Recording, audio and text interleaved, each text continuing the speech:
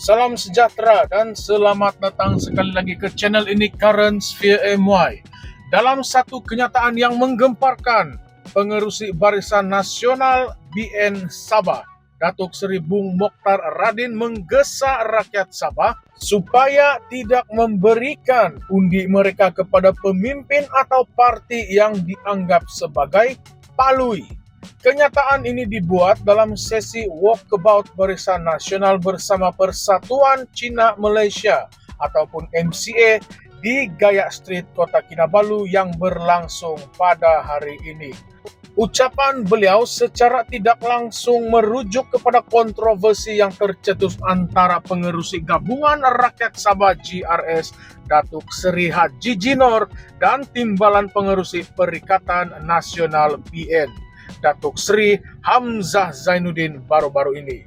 Kontroversi bermula apabila Hamzah menggunakan istilah Sabahan palui dalam ceramah PN di Sepanggar untuk merujuk kepada Haji Ji lebih dari 10 kali.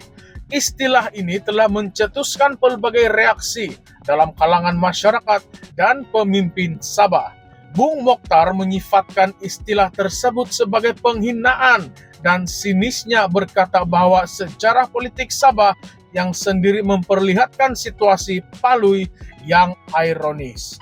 Dalam kenyataan pedasnya beliau berkata, palui dalam bahasa Sabahan bermaksud bodoh sikit atau dalam bahasa Cina diterjemahkan sebagai tai lingong. Tetapi yang menariknya, Haji Ji menjadi ketua menteri kerana Hamzah palui. Selepas itu, ketua menteri itu pula yang dianggap palui.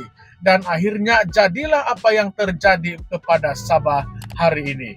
Oleh sebab itu, saya menyeru rakyat Sabah untuk tidak mengundi pemimpin atau parti palui. Pilihan terbaik ialah Barisan Nasional, katanya lagi. Reaksi terhadap kenyataan Hamzah ini turut mendapat perhatian Haji Jinor yang menyifatkan istilah tersebut sebagai penghinaan kepada maruah rakyat Sabah secara keseluruhan. Haji Ji yang juga merupakan Presiden Parti Gagasan Rakyat Sabah mengkritik budaya politik ini sebagai sesuatu yang tidak sesuai dengan norma politik Sabah. Budaya politik seperti ini tidak sepatutnya dibawa dari Semenanjung ke Sabah. Rakyat Sabah mempunyai keunikan dan integriti mereka sendiri. Dan penggunaan istilah seperti ini hanya menunjukkan sikap yang tidak menghormati pemimpin serta rakyat Sabah, tegas Haji Ji. Bagaimanapun, Hamzah kemudiannya menarik balik kenyataan tersebut dan menjelaskan bahwa istilah palui hanya ditujukan kepada pemimpin tertentu di Sabah, bukan rakyatnya secara keseluruhan. Meskipun permohonan maaf itu telah dibuat, kesan penggunaan istilah tersebut tetap menjadi bahan perdebatan panas dengan ramai pihak melihatnya sebagai serangan pribadi yang tidak sepatutnya berlaku dalam politik. Untuk memahami latar belakang konflik ini, kita perlu melihat kembali sejarah politik Sabah sejak pilihan raya negeri Sabah 2020. Selepas PRN tersebut, Datuk Seri Haji Jinor dilantik sebagai Ketua Menteri Sabah melalui gabungan parti-parti tempatan di bawah Gabungan Rakyat Sabah GRS yang ketika itu disokong oleh Bersatu.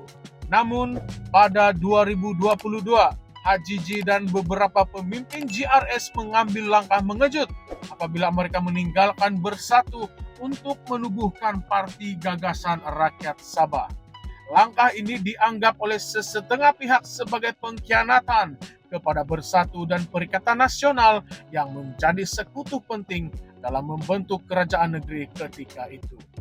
Tindakan Haji Ji ini menjadi titik mula perpecahan dalam hubungan antara GRS dan Perikatan Nasional.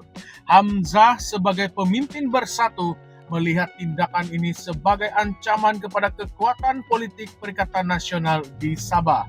Kritikan Hamzah terhadap Haji Ji dalam ceramahnya di Sepanggar baru-baru ini adalah sebahagian daripada naratif tersebut, yang kini semakin memperlihatkan jurang besar antara kedua-dua pihak. Dalam konteks ini, penggunaan istilah palui dilihat sebagai manifestasi ketegangan yang wujud dalam politik Sabah yang bukan sahaja melibatkan konflik antara parti tetapi juga percaturan kuasa antara pemimpin. Kenyataan Bung Mokhtar yang mengaitkan istilah palui dengan keperluan untuk rakyat Sabah memilih Barisan Nasional turut mengundang perdebatan. Adakah kenyataan ini satu strategi untuk mengalihkan perhatian rakyat daripada kelemahan BN sendiri di Sabah? Dalam PRU 15 dan PRN Sabah 2020, Barisan Nasional dilihat mengalami kemerosotan sokongan yang sangat ketara, terutamanya dalam kalangan pengundi muda. Dalam keadaan ini, Bung Mokhtar seolah-olah menggunakan isu ini untuk menonjolkan Barisan Nasional sebagai alternatif terbaik kepada GRS dan Perikatan Nasional, meskipun Barisan Nasional sendiri masih bergelut untuk membina semula kepercayaan rakyat Sabah. Persoalan penting yang timbul daripada isu ini ialah sejauh mana rakyat Sabah akan terpengaruh dengan retorik seperti ini. Adakah penggunaan istilah seperti palui akan benar-benar mengubah pandangan rakyat terhadap pemimpin mereka, atau adakah ia hanya sekadar taktik politik yang tidak mempunyai impak sebenar kepada keputusan pilihan raya akan datang? Sabah sebagai negeri yang mempunyai pelbagai etnik, agama, dan budaya seringkali menyaksikan politik yang unik dan kompleks. Dalam keadaan ini, apakah langkah terbaik untuk rakyat Sabah membuat keputusan yang benar-benar mencerminkan aspirasi mereka?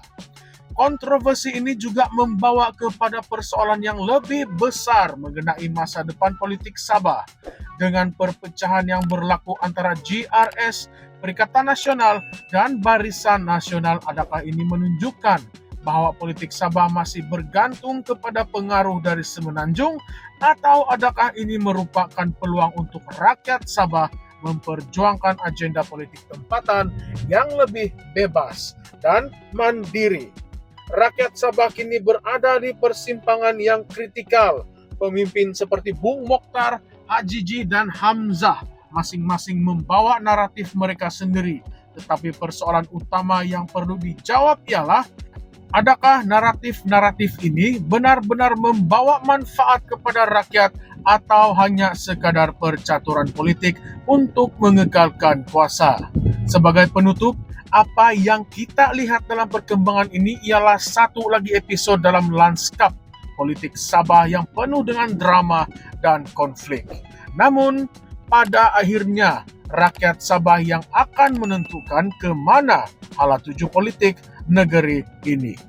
Adakah mereka akan memilih untuk terus berada dalam kerangka politik yang dipenuhi dengan serangan pribadi dan istilah menghina, atau adakah mereka akan memilih pemimpin yang benar-benar mampu membawa perubahan? Apakah pandangan Anda tentang perkembangan politik ini? Adakah istilah palui ini benar-benar mencerminkan politik Sabah, atau adakah ia hanya menunjukkan betapa rendahnya budaya politik kita? Mari kita bincangkan di ruangan komen bersama-sama. Jangan lupa untuk like, share, dan subscribe kepada channel ini, Currents via MY, untuk mendapatkan analisis terkini politik Sabah dan Malaysia. Sekian sahaja untuk video kali ini. Terima kasih semua.